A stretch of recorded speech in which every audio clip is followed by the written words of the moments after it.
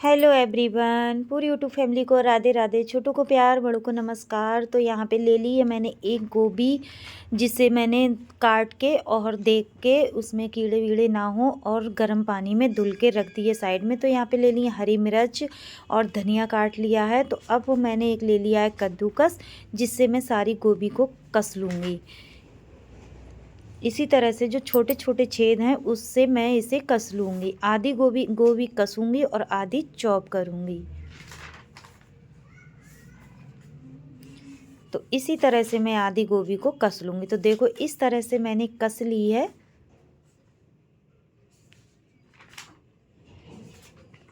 वैसे तो पूरी ही गोभी को हम कस लेते हैं, लेकिन हमें जब देखना पड़ता है, उसमें कीड़े वीड़े देखना पड़ता है, तो तोड़ के ही हमें साफ़ करनी चाहिए, तब कसना चाहिए।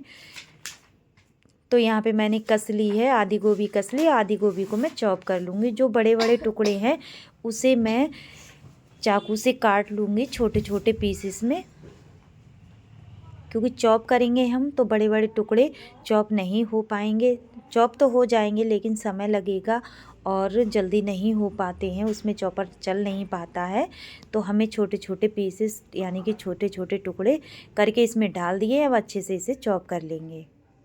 जो हमने कद्दूकस किया है उसे साइड में कर दिया है। हमारा ये चॉपर थोड़ा सा चटका हुआ है, तो हम थाली में रख के इसे चॉप कर लेंगे। देख लेते हैं। अभी अभी मैंने देखा तो इसमें अभी हुआ नहीं था, थोड़ा थोड़ा मोटा मोटा सा रह गया था, तो मैंने दोबारा इसे चला के चॉप कर लिया। अब इसे रख देते हैं साइड में। और चॉप देखो इस तरह से मैंने कर लिया। बिल्कुल कोई फ़र्क नहीं है, कद्दूकस किया हुआ और चॉप किया हुआ एक ही सा लग रहा है। बिल्कुल इसे कर दिया मैंने, इसी में थाली में कर दिया। देखो ये चॉप किया हुआ है और ये कद्दूकस वाला है। थोड़ा सा है बस फ़र्क, ज़्यादा फ़र्क नहीं है। तो दोनों को मिक्स कर लिया। अब इसे प्लेट में निकाल के रख देते हैं।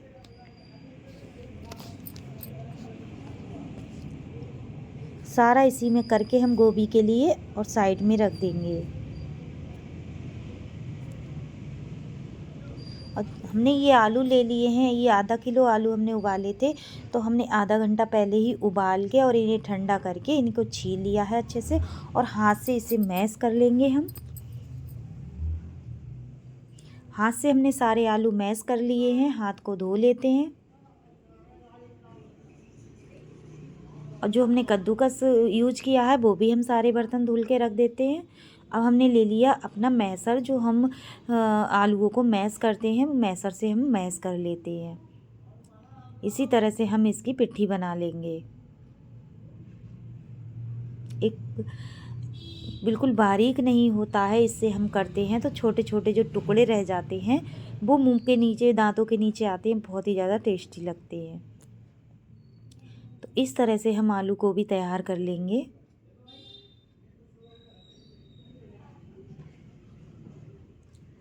तो आलू भी हमारे तैयार हो चुके हैं। अब हाथ से हम थोड़ा इन्हें मिला लेंगे। जो भी इसमें टुकड़ा मोटा सा रह गया होगा वो हाथों से हम फोड़ देंगे। अब जो हमने गोभी कस के या चॉप करके रखी है वो भी हम इसमें डाल देंगे, सारी गोभी। आधा किलो आलू थे मेरे, आधा किलो गोभी थी, दोनों बराबर थे। ऐसा नहीं है बराबर लेना चाहिए, लेकिन मेरे बराबर थे। अब इसमें डाल दिया खूब ढेर सारा धनिया, हरा धनिया, जो मैंने पहले ही धुल के, बीन के और काट के रख लिया था। अब इसमें 4 से 5 हरी मिर्च को भी मैं चॉप कर लूँगी। काट के तो हम चाकू से भी डाल देते हैं, लेकिन हम चाकू से नहीं काटेंगे, चॉपर में ही चॉप करके इसमें कुचला इसका बना के और इसमें डाल देंगे। तो हरी मिर्च को भी हमने चॉप कर लिया। अब इसे भी हम इसी में डाल देंगे। अब बर्तन को हम हाथों हाथ धुल के रख देंगे साथ ही साथ में। जब हम बर्तन वगैरह सब हाथों हाथ धुलते रख देते हैं धुल के, तो हमारा काम भी नहीं फैलता है और आसान तरीके से हो भी जाता है। इधर सफाई भी कर देते हैं।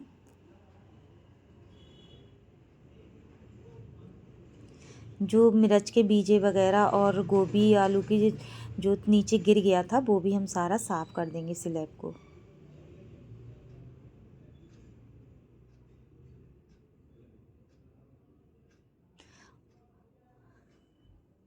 और अब यहाँ पे हम कपड़ा बिछा के और इस पे रख लेते हैं थाली, जो हमारा सामान है यानी कि। तो इसमें हम डाल देते हैं सारे मसाले। धनिया पाउडर 1 से 2 चम्मच, हल्दी पाउडर थोड़ा सा, लाल मिर्च पाउडर, हल्दी हमने थोड़ी सी डाली है, और हींग। चारों मसाले इसमें हम डाल के, नमक थोड़ा सा स्वाद के अनुसार डाल दिया है।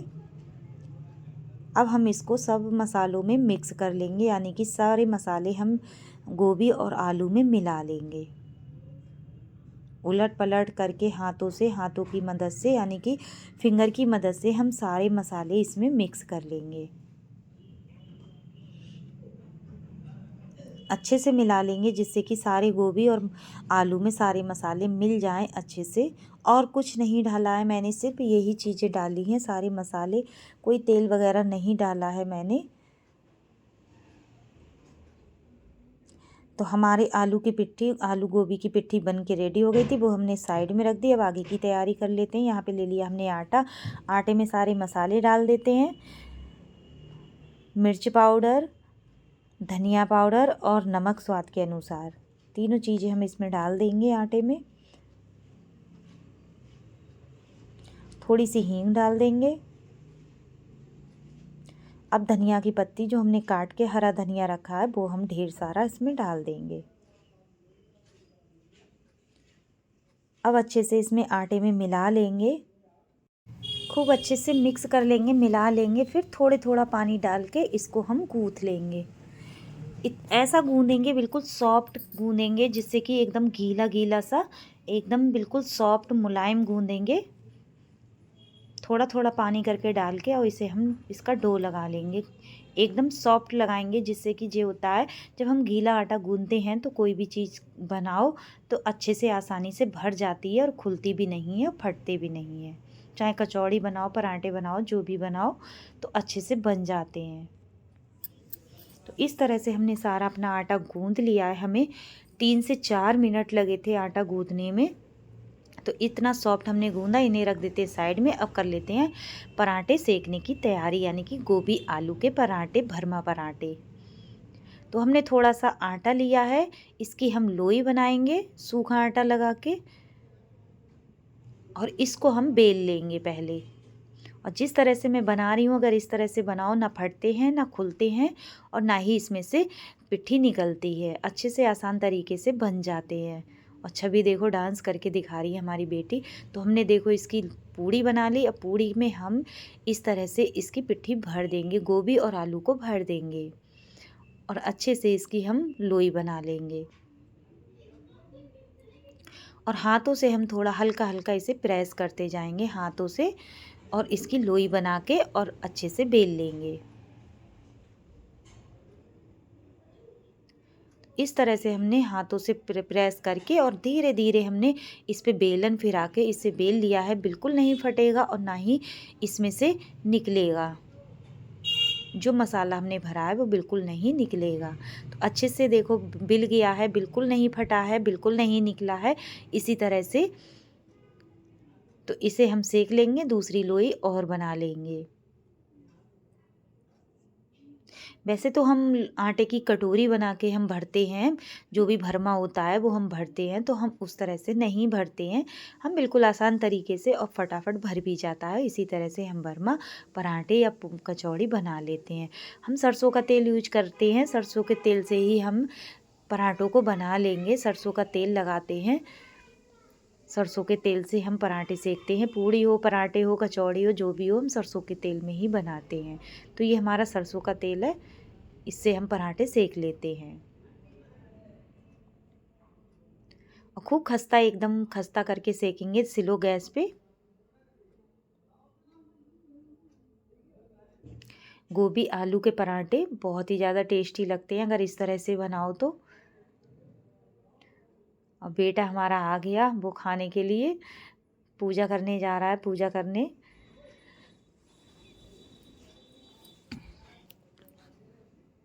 लहसुन प्याज का मैंने यूज नहीं किया है। अगर आप लोग खाओ तो लहसुन प्याज भी डाल सकते हो। प्याज काट के डाल दो इसमें, लहसुन भी चॉप करके डाल दो, और सब्जियां हो वो भी डाल सकते हैं। तो इस तरह से मैंने पूरी लोई बना ली, लोई की पूड़ी बना ली और हाथ पे रख के इसमें मैंने मसाला भर दिया। अब दोनों साइडों से चारों तरफ से मैंने इसको ऐसे लोई की तरह इसे बंद कर दिया। अब अच्छे से इसकी लोई बना लूँगी, पेड़ा बना के उसका, और मैंने बंद कर दिया। अब इसकी लोई बना लूँगी।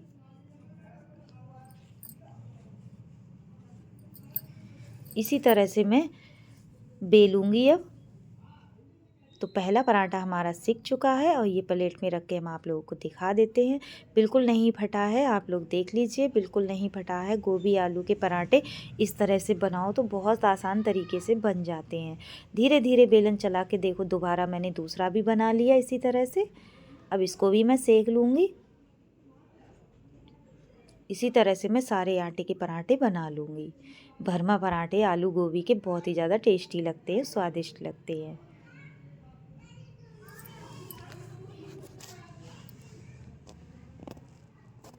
किस किस को पसंद है आलू गोभी के पराठे, कमेंट में ज़रूर बताइएगा। और जो मेरे चैनल पे नए आए हों तो सब्सक्राइब कर लीजिएगा। जिन्होंने सब्सक्राइब कर रखा उन्हें दिल से थैंक यू, धन्यवाद। अपने जीवन में आगे बढ़ते रहें, तरक्की करते रहें, ये ईश्वर से प्रार्थना है हमारी। तो यहाँ पे मैंने दूसरा भी पेड़ा बना लिया, इसमें मसाला भर के इस तरह से लोई बना के, और अच्छे से बिल्कुल नहीं निकलता है, कैसे भी भर लो, कैसे भी लोई बना लो, बिल्कुल नहीं निकलता है मसाला, ना ही फटते हैं ना ही मसाला निकलता है। और हाथों से थोड़ा थोड़ा दबा के और थोड़ी सी प्रेस करके और इसको अच्छे से बेलन से बेल लो और बिल्कुल ही नहीं फटते हैं। और मसाला मैंने काफ़ी मसाला भरा है, ऐसा नहीं है थोड़ा भरा हो। और हमारी चाय भी बन के रेडी हो चुकी है। चाय के साथ खाओ, दही के साथ खाओ, चटनी के बहुत ही ज़्यादा टेस्टी बनते हैं, बहुत ही ज़्यादा टेस्टी लगते हैं। तो इसी तरह से मैं सारे पराठे बना लूँगी।